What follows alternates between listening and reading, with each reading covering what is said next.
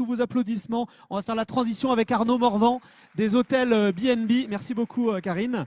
Arnaud qui nous rejoint, donc les hôtels B&B, responsable de la digitalisation Western Europe, si je ne dis pas de bêtises. Arnaud, c'est ça, hein, Ouest, on est à l'Ouest, c'est bon. 10 minutes, tu connais le truc, bah, tu connais le process. Voilà, et on va parler ensemble, relations clients notamment.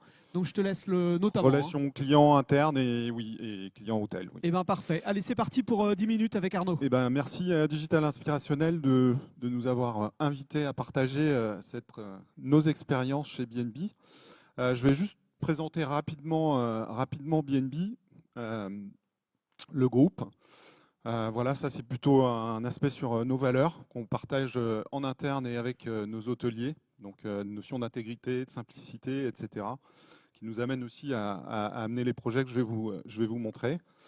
On est le 3e acteur de l'hôtellerie économique en France. On est la première chaîne d'hôtellerie indépendante en France.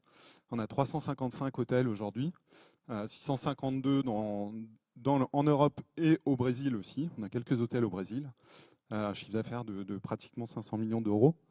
Voilà, une forte croissance. On a ouvert plus d'un hôtel par semaine en 2022. Donc on a une forte croissance. Un petit récap, on a une chaîne qui a aujourd'hui 30 ans, plus de 30 ans, qui a été fondée en 90 à Brest, voilà, avec une forte croissance, comme vous pouvez le voir, avec des acquisitions en cours de route d'autres chaînes hôtelières et d'autres acquisitions qui vont arriver très prochainement aussi, certainement.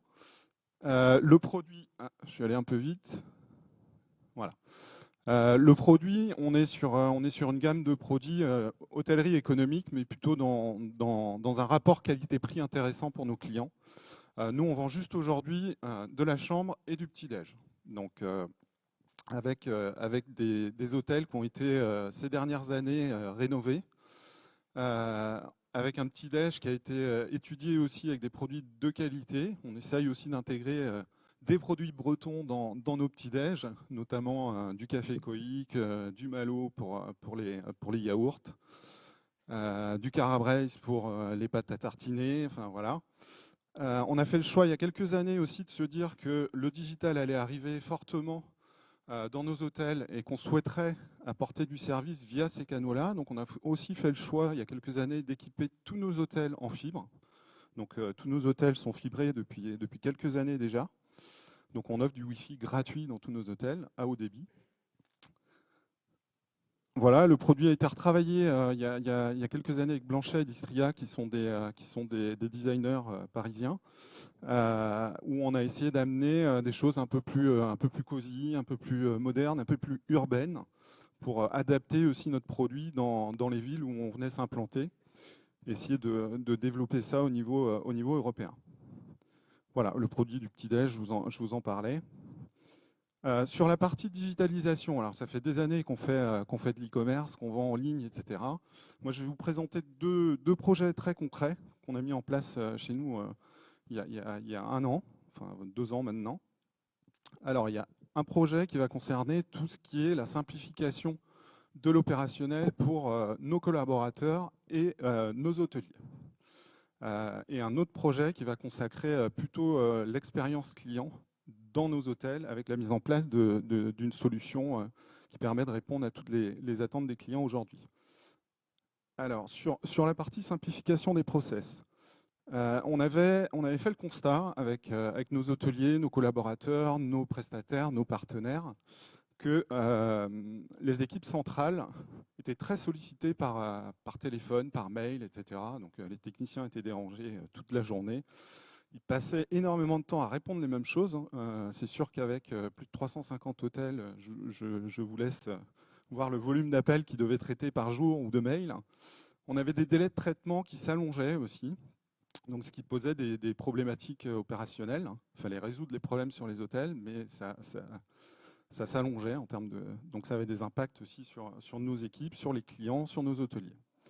On avait beaucoup aussi, on s'est rendu compte qu'on passait énormément de temps à former nos hôteliers ou leurs équipes.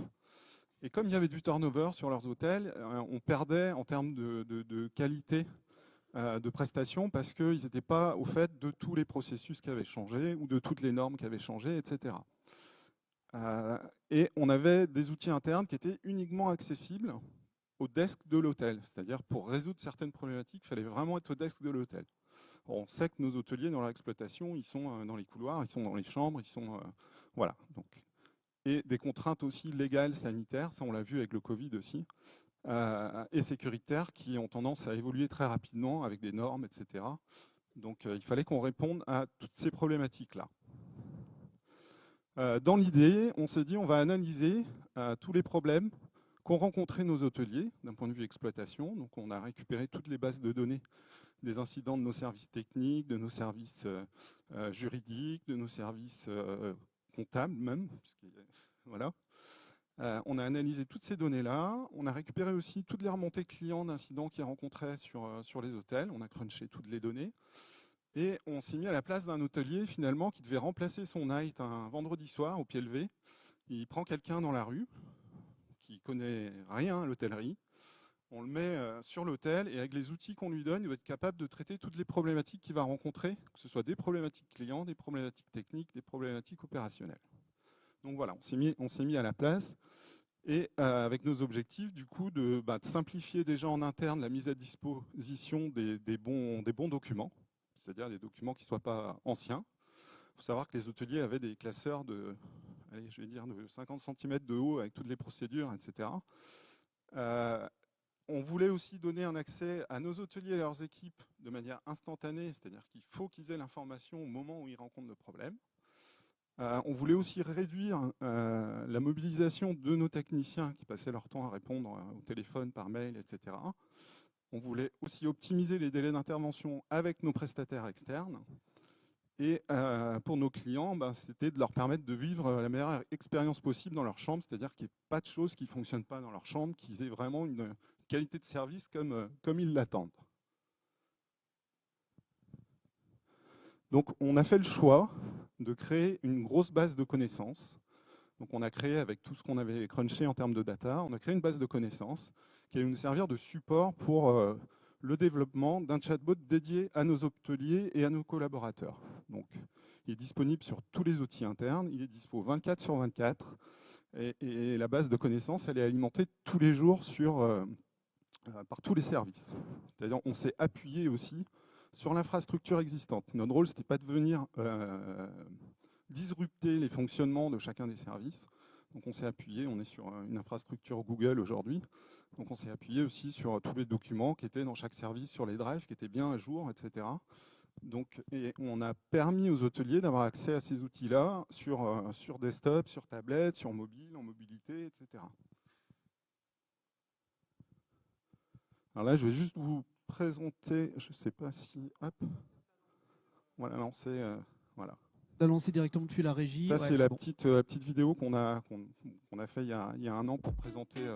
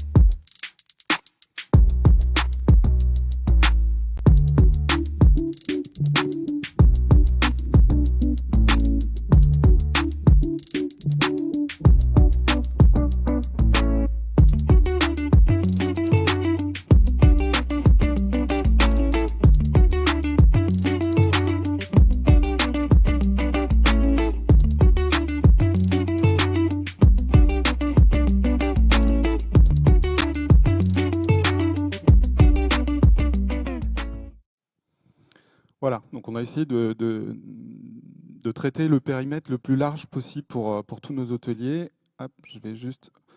En termes de résultats et de bilan, ce qu'on en a retiré, c'est qu'aujourd'hui, 92% des demandes sont traitées de manière complètement automatisée chez nous, ce qui a permis aussi de libérer les équipes sur des tâches à plus forte valeur et qui permettait aussi de travailler sur d'autres projets en parallèle. Voilà, on a eu énormément de consultations sur la base de connaissances et on envoie à chaque fin de conversation un petit formulaire qui permet aussi de juger la pertinence du résultat. Donc, ce qui nous permet d'être dans un système d'amélioration en continu. Voilà. Donc ça, c'est plutôt pour la partie, je dirais, digitalisation interne. Donc on arrive aussi à mettre en place des outils pour faire évoluer les process en interne et les collaborateurs. Deuxième sujet, alors qui est plutôt orienté client, on a eu la crise du Covid dans nos hôtels. Nous, on a fait le choix de garder nos hôtels ouverts. Et de continuer à exploiter nos hôtels et à accueillir de la clientèle. Alors, ça a été principalement de la clientèle du BTP au début. Et il a fallu qu'on leur trouve des solutions aussi pour la restauration. Voilà. Donc, on nous a demandé de supprimer tous les supports papier, tous les points de contact avec les clients, etc. Donc, nous, on s'est dit qu'il fallait qu'on arrive à dématérialiser tout ça et en parallèle apporter les services que les clients attendaient, c'est-à-dire est-ce que je peux trouver un resto d'ouvert à côté, est-ce que je peux savoir à quelle heure votre petit déj ouvre, etc. Donc on a mis en place une e-conciergerie digitale, tout simplement, alors, qui a permis d'apporter des services, de regarder un peu tout ce qu'il y avait à proximité de l'hôtel, de garder le contact aussi de manière un peu dématérialisée avec nos équipes en desk, en réception. Donc il y a un chat qui permet aussi d'échanger avec les équipes. De voir tous les points d'intérêt locaux qu'il y avait autour des hôtels, de déclarer un incident quand on est dans sa chambre. Donc voilà, ça c'est des choses on est passé en gros de tout ce qui était support marketing papier à du support digital. Et aujourd'hui, on vient amener des services complémentaires, de la location de vélos, de la presse digitale. Voilà, c'est un point d'entrée. Aujourd'hui, c'est un client sur deux qui l'utilise dans nos hôtels. Donc ça nous permet aussi de récupérer des adresses email et de les optimiser, puisque quand on a des clients qui viennent de Booking, par exemple, on n'a pas leurs coordonnées, on n'a pas leurs emails. Donc c'est un point d'entrée qui nous permet aussi de faire de l'acquisition. Et aujourd'hui, on a plus de 4 millions de consultations de ces outils sur nos hôtels. Voilà. Super, on va s'arrêter là, Arnaud. Merci beaucoup. On peut l'applaudir. Énormément de sujets, je pense qu'il nous faudrait 1 heure, mais on voit bien que la data est évidemment au cœur du réacteur. Ouais. Pour capitaliser, etc. Et pour nourrir l'agent conversationnel aussi, pour qu'il progresse, etc.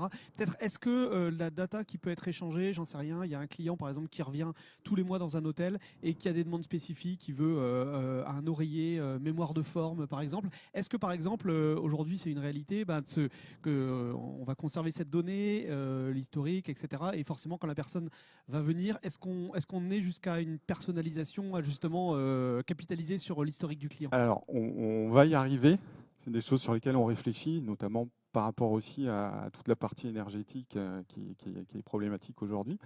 Mais c'est quelque chose, oui, sur lequel on travaille. Ça demande aussi, au moment de la construction des hôtels, de mettre en place des outils, des outils techniques qui permettent de piloter le chauffage dans la chambre, de piloter le niveau sonore des télés, voilà.